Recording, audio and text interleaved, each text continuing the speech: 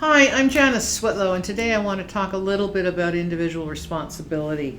Um, I've been in a number of reserves and witnessed a lot of incidental kind of information that happens, sitting and waiting for people and just conversing generally with people.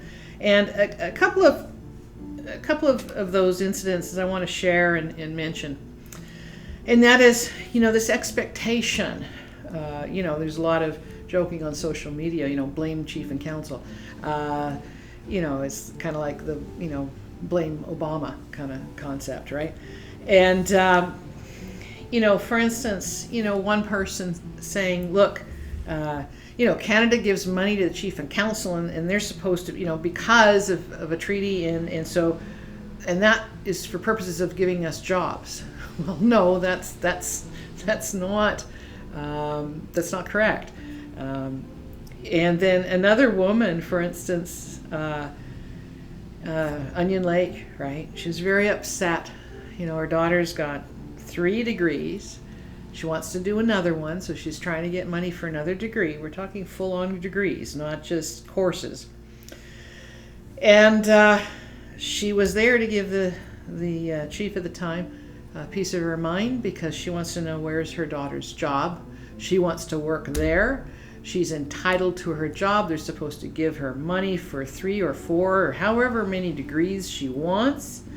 And instead of applying that education and those degrees in the market where, she would have an opportunity to obtain work, she wanted it to be created by chief and council in her community so she can live there.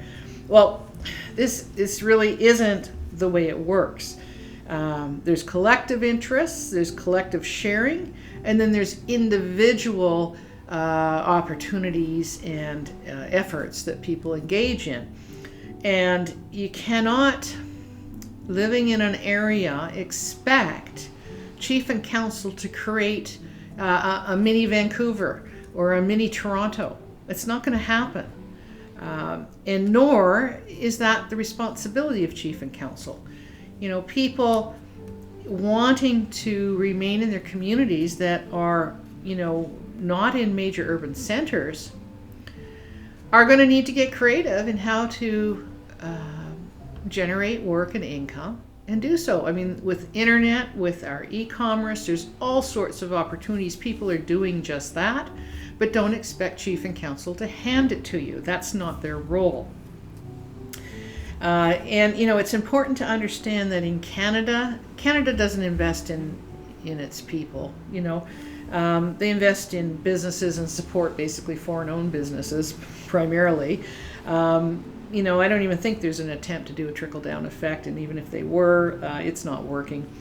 And especially on reserve, there's no real distribution of wealth. They've interfered with those processes. We have a lot of individuals converting collective assets and becoming multimillionaires and moving that money off continent even, and not investing in the people. You're creating some elites, but they're not skilled elites. They're skilled at using the lack of oversight as an opportunity to take. I don't give any particular credit to those skills. The skills that individuals are acquiring are not up to standard. There's a number of reasons for that too. So why am I bringing this up? It's that if the expectation for young people is that, I only have to look to my chief and council and they're supposed to do this, and this probably is a legacy of many of families dominating elections. So where's my return on putting you into office? These attitudes, this prevalent kind of attitude of take, is not going to restore nationhood to the levels necessary to achieve an equitable distribution of wealth and to elevate the entire community. These are things individuals need to start to think about. How are they actually part of the problem? Because they're taking resources and not leveraging them. the young woman with 3 degrees and wanting another one. How did she get funding for 3 degrees and still be able to be knocking on that door through her mother? Now, clearly that was a very politically connected and astute woman. She was clear that if her daughter did not get funding for that 4th degree with a promise of a job attached, that chief would not be reelected. Well, and she was very confident she could deliver on that. So these interfere with the notion of Indigenous and with the actual activity of Indigenous worldview of giving before receiving, of giving and then being able to expect to be taken care of in the future because of that giving, because that creates a responsibility in return, reciprocating on those benefits. Where are the chiefs that walk around to make sure that the young ones have boots, even giving their own boots off their own feet?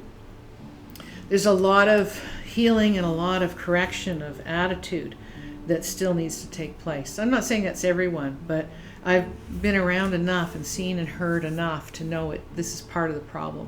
And it's my hope that people will start to shed that liberal party education on how to conduct politics on reserve and forget the patronage example and get back to how and why you're still here, because your systems are incredible. You have ways of distributing wealth, you have ways of doing things. But if everyone's going to start carrying that my turn at the trough, and that actually was said to me by a counselor when I tried to explain, no, those are conflicts of interest, you can't act like that, it's actually criminal. Didn't care. It's my turn at the trough. That's not going to, there won't be any trough left pretty soon if that's what's going to dominate the discourse on reserve. Thank you.